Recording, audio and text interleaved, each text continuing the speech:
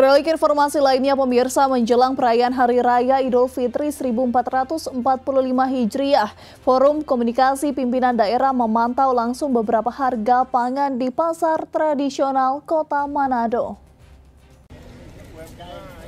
Guna memastikan harga pangan yang stabil pada menjelang perayaan Hari Raya Idul Fitri 1445 Hijriah, Forum Koordinasi Pimpinan Daerah Sulut melakukan peninjauan langsung di pasar tradisional Bersehati Manado yang dipimpin oleh Wakil Gubernur Sulawesi Utara, Stephen Kando.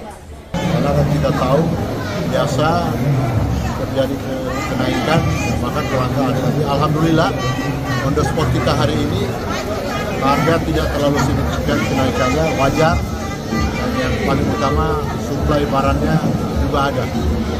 Barito, beras, minyak goreng, dan daging juga sudah on the spot langsung ada. Dan terima kasih juga teman-teman dari Bulog yang support ketersediaan bahan pangan yang ada di pasar ini. Paling tidak pasar Bersehati ini menggambarkan kondisi pasar secara umum di Sulawesi Utara.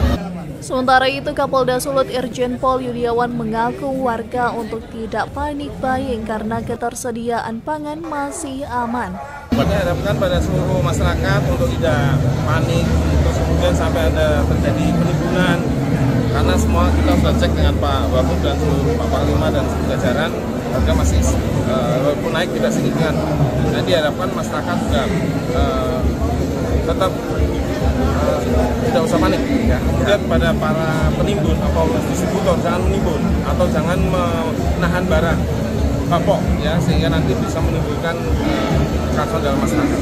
Warga dan pedagang pun dihimbau untuk tidak melakukan penimbunan bahan pangan atau menjual harga di atas harga eceran tertinggi.